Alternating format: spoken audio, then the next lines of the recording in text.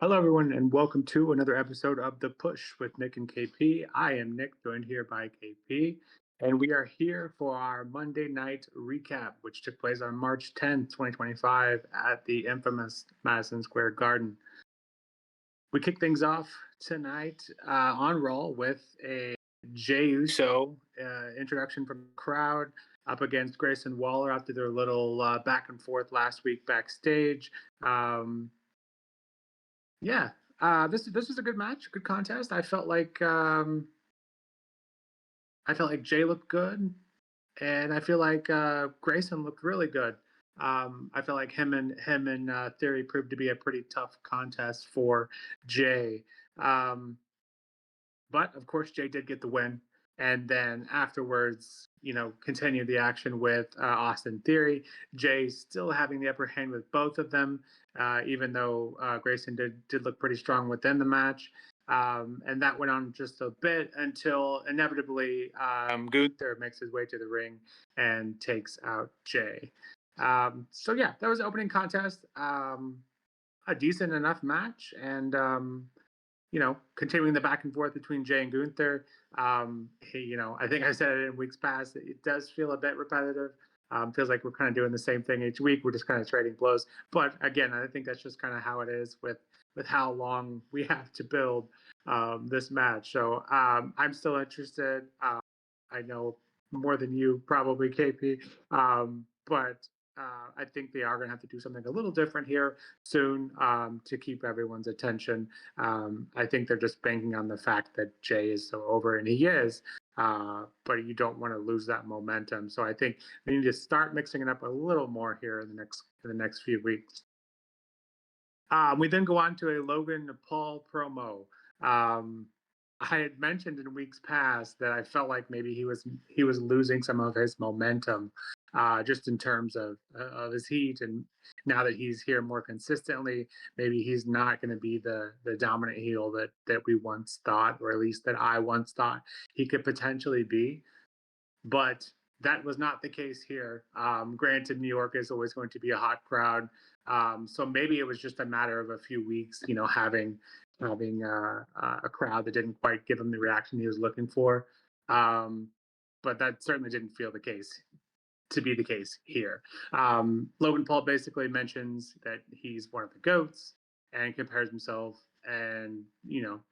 to a few of them, and then also says that he lets The Rock know that his soul is for sale. So take that for what you will. Potential storyline down the road, who knows? That would be quite a dynamic between The Rock and Logan Paul. I don't think you could argue that too much. Then we have LWO versus the New Day. LWO members, specifically Dragon Lee and Rey Mysterio. I thought this was a really good contest, and it was a lot of fun. The New Day obviously getting the win here. I think the more so the takeaway here is the masked luchador, who basically ends up helping the New Day win the match, which I think is the right choice. I think New Day continuing to get momentum is great. LWO is, kind of just a stepping stone, it feels like, unfortunately. But yeah, whoever this masked luchador, who definitely gave off some Chad Gable vibes, but we later to find out that we shouldn't just assume, because that gets us in hot water, right? Kathy Kelly did just that, and as interviewing Chad Gable, what appeared to be the exact same luchador who was out in the crowd, being escorted out by the faulty New York security, as Chad Gable would have them labeled. But yeah, this was fun, and I think continuing to show that Chad Gable just doesn't miss. He is able to do anything that he gets put up to the task, no matter how silly those tasks can be sometimes. And the last bit, Cody Rhodes cutting another promo. I think the gist of it was, at least in my opinion, seen as not going to get that 17th title, and that Cody Rhodes is the captain now. So I'm making another bold claim. I think I feel like his promos are becoming a bit more aggressive, which is good. You know, proving that he's not that ultimate babyface, can be a little can show signs of intensity a little more than he had in the past. I've also mentioned in the past few weeks that eventually we need to get the Rocker Cena with Cody, because him carrying the promos every week is going to become redundant. And with that, they've announced that Cody and Cena will both be in Spain next week, um, for that Monday Night Raw and that special EU start time. So looking forward to that. Adding another dynamic, another dimension to this, and see where they go from there. And yeah, quite the shiner. Uh, Get to see that again. It looks better each time we see it. But yeah, good to see him back on Raw. And yeah, KP, what were your thoughts on the segments here so far? A little bit promo heavy here to start. What were your thoughts? What were your thoughts on all those promos, and what were your thoughts on the tag match? Yeah, it was a bit promo heavy. I think when it comes to the tag match, I really enjoyed it. Like that was probably I would say if it wasn't for the main event, I'd probably say that was like my favorite match of the night. But no, it was a really fun watch. I thought the four men all involved here, you just like had an absolutely great showing.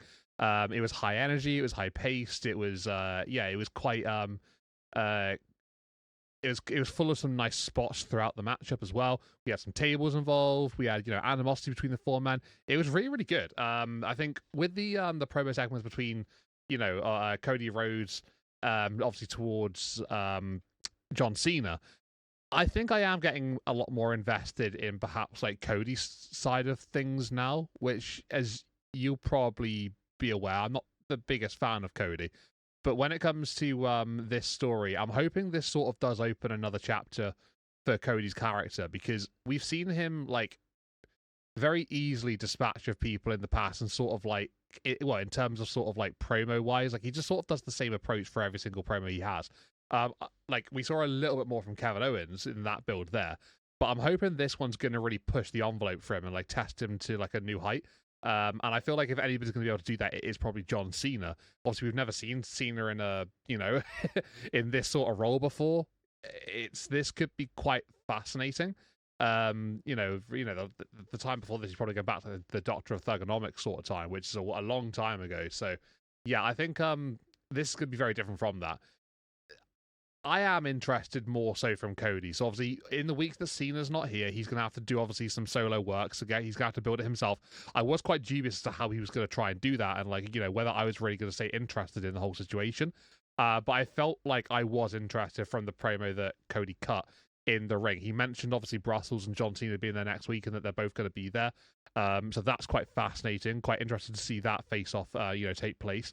But yeah, the seeds are sort of being sown, and I am sort of staying invested in the situation, even without John Cena being around all the time. So yeah, I can take that as a positive from that one, to be fair. The Chad Gable situation is so funny to me. I know I'm going back and forth here between segments, but it's just sort of like what's coming to my mind. I mean, I was convinced, it was Chad Gable, like everybody else was, and apparently it's now not. Somebody else has been taken away by the security. I don't know. Maybe it could be somebody as a surprise that we could get revealed soon. I'm not sure, but either way, I'm still not completely convinced that it's not Chad Gable. So we'll see how that plays out. But it's a funny situation. Logan Paul and Styles, yeah, they're building towards WrestleMania, aren't they? They're doing a decent job of building that feud. I think Logan's heat is, nearly on Dom's level. I think. I think they're very similar sort of sounds for reactions from the crowd. And bringing in Andrew Scholes here from New York, I thought was quite a smart move, just to sort of like even further the animosity towards Logan Paul. Styles though presented like an absolute hero in this situation. Thought they built that situation quite nicely, and just keep doing what they're doing with this. Should be a really fascinating and interesting feud going into WrestleMania. Jay and Gunter, obviously, that situation is brewing going into that match for the world title. Jay's got the world of momentum right now. It's completely clear as day that that's the case. But obviously, every time he gets into a position where he's standing tall, Gunter's there to knock him down another peg. And it seems to be the situation each and every week. We mentioned this on our SmackDown recap from last week. Charlotte Flair and Tiffany Stratton. It seems to be that the Royal Rumble winners are being very much involved in the dynamic of one of them standing tall at the end of every week. Obviously, they are shifted because you've got, in this case, you've got the winner of the Royal Rumble not standing tall. But in that case with Charlotte, she is standing tall every time. So it's basically like the polar opposites here, but it's the same situation, if that does make sense. But yeah, I think the momentum will shift soon for Jay. I think he'll start to like overcome Gunter. But yeah, you know, they're doing their best to build this up and make it relevant, that's for sure. But yeah, that's basically what I've got to say regarding these segments. But I really, really enjoyed the tag team match. I thought that was a whole lot of fun to watch. Continuing on with Monday Night Raw, next we have I guess it's dubbed the number one contenders. I think it seems crazy that we're doing this already, but yeah, it was offered. Whoever wins this will get a future shot. I don't believe it was officially announced. Correct me if I'm wrong on that, KP. But yeah, we have Raquel Rodriguez and Bailey, and of course Raquel comes with some baggage, and Dominic Mysterio and Liv Morgan, and of course that plays a heavy part in this match. This was tough for me, as you know. I do like both of these women here, but I do believe that Raquel winning was the right choice. We just got Bailey and Lyra not too long ago, and I think Raquel proving that she can hang in with someone like Bailey and then give Lyra a good match, I think will give her a much needed boost as well. So yeah, I thought this was a pretty good match. You know, say what you will about the interference, that does get old, but it is what it is. It's WWE's way of booking heels, especially the Judgment Day. But yeah, this was a good enough match.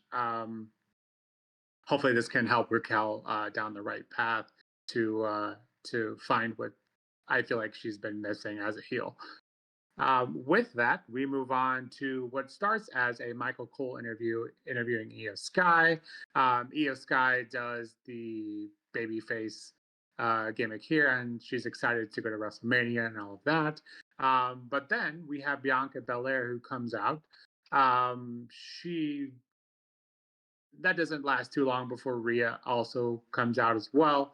And this felt more about Rhea and Bianca than it did Io at this point, which I think it makes sense, provided that Rhea just lost her title last week because of Bianca. You could argue Bianca was at fault. You could argue that it was Rhea's confidence or overconfidence in the whole situation. But Bianca gave some pretty nasty shoves to Io,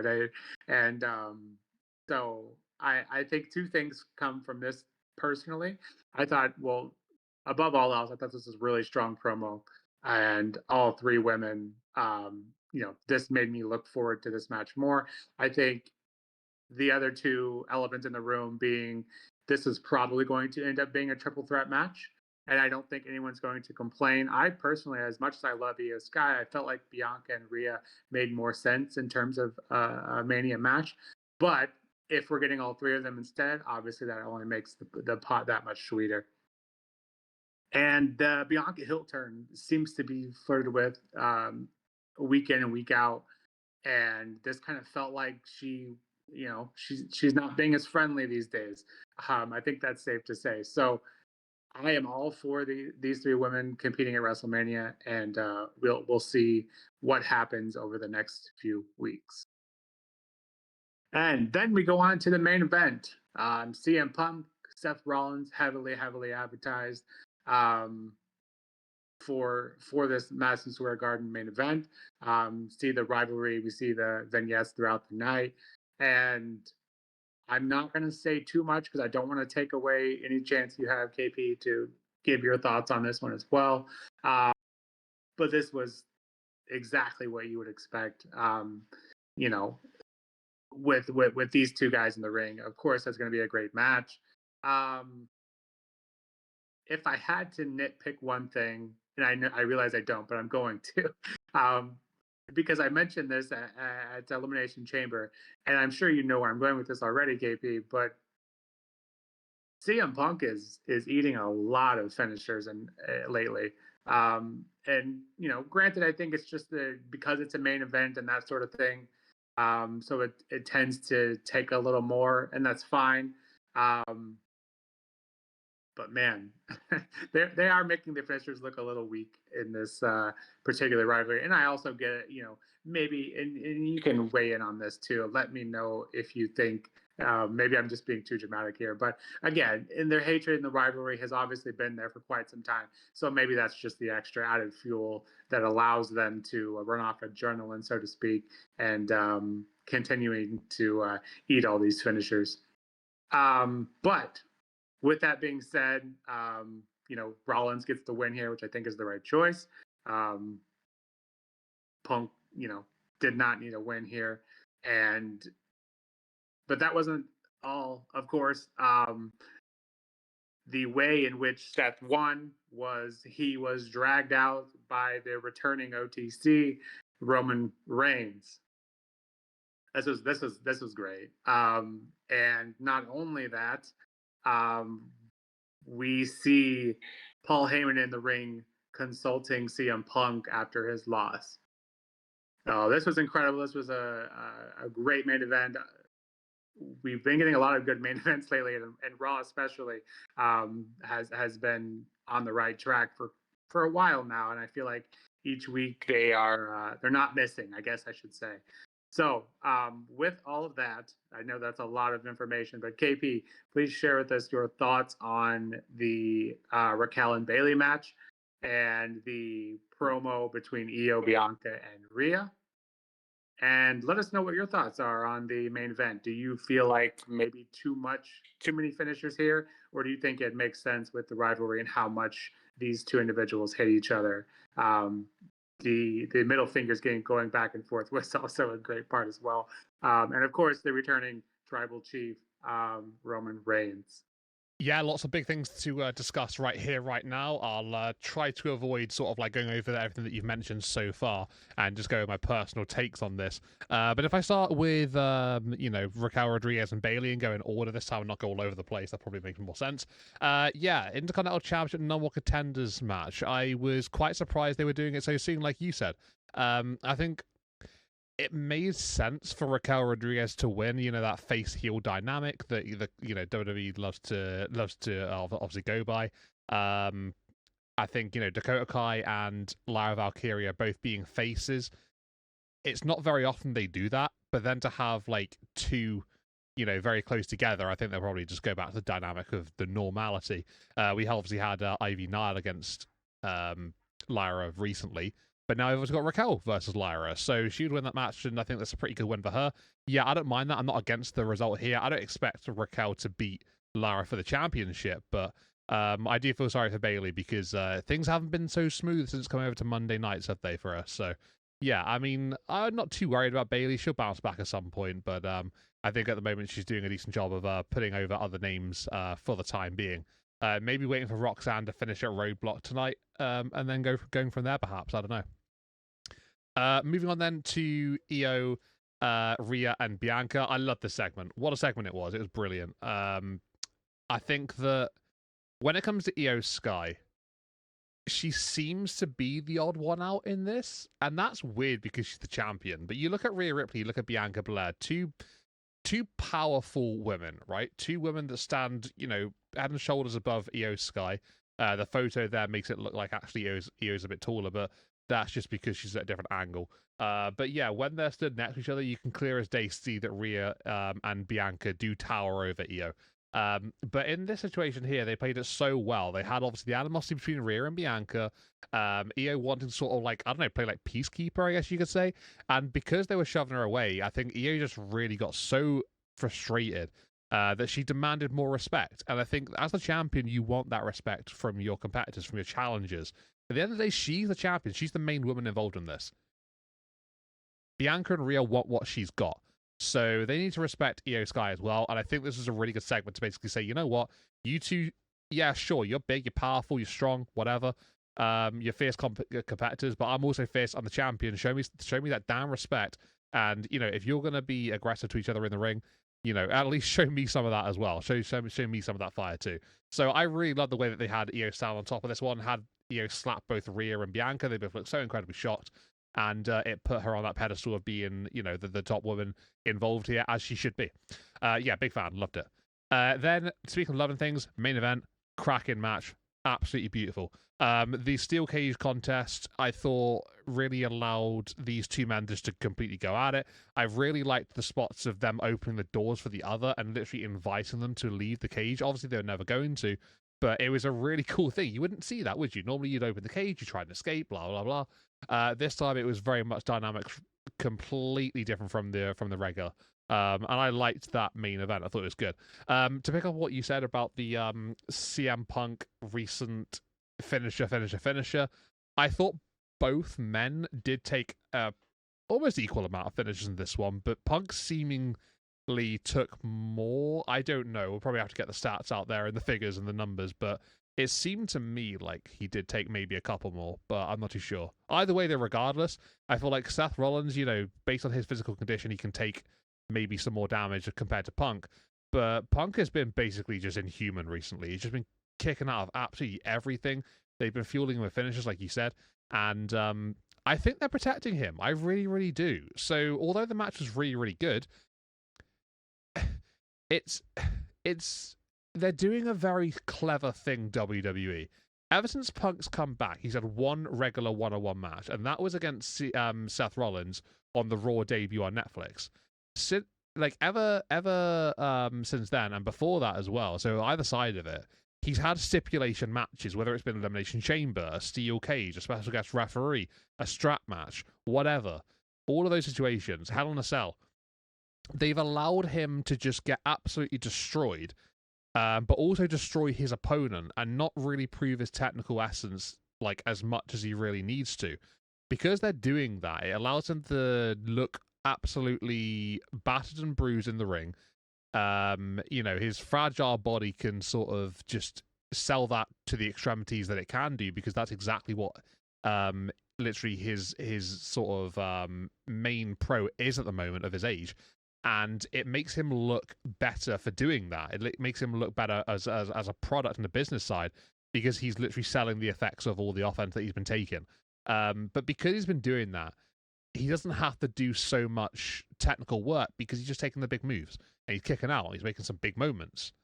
And that's fine. I'm not going to criticize that, but I will say it does overshadow maybe some other work that he could be doing. And I think they know what they're doing, and they're trying to avoid that, because if he does try and do it, he's going to probably be exposed a little bit more. I want to see some more regular one-on-one matches with Punk, and I can't see that happening anytime soon. Some normal stipulations. I think they're doing their best there to protect him. But nonetheless, this was a very good main event. I really loved it, because not only did we have a great match between those two, we also had the return of Roman Reigns, and he did a tremendous job at just proving that, he he ain't forgotten about either of these men. Takes out Seth Rollins, drags him out. Yeah, Seth wins, but Roman doesn't care about that. He just wants to inflict punishment. He wants to get revenge. He wants to fight back after what he did to him at the Royal Rumble. So he lays out Seth. He sees obviously Heyman, and then it's CM Punk's turn to take a beating. Yeah, Roman stands tall, as he should do at the end of this match. Great episode of Monday Night Raw, in my opinion. Absolutely loved the main event. Obviously, some of the matches involved as well. And the promos, I thought they did some killer segments here. Honestly, very big fan of this show. I'd give it like a solid 8.5 out of 10, to be fair. Really, really enjoyed it. What about you, Nick, though? What were your overall thoughts on this, and like any takes from what I've got into there? Yeah, you bring up another good point about the protecting Punk, and first of all, I'm glad that I'm not just seeing through my Punk hating glasses that he's taking too much offense.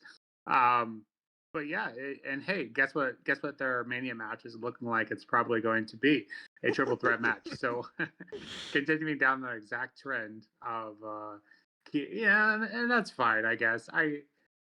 If it makes us have to see less of, basically covering up the fact, that he is not a spring chicken anymore. So I'm okay with it. But yeah, maybe cool it on the finishers a little bit. But yeah, what a Raw this was. As I mentioned earlier, we're not. It seems like we are full force ahead. Not missing a beat. And it's that we've come a long way since the debut of Raw on Netflix. We've made a lot of changes, and it feels like Raw has certainly found its way now, with the triple threat match potentially being Bianca, Io, and Rhea, and Cody and Cena, and another triple threat, and potentially Punk, Rollins, and Roman.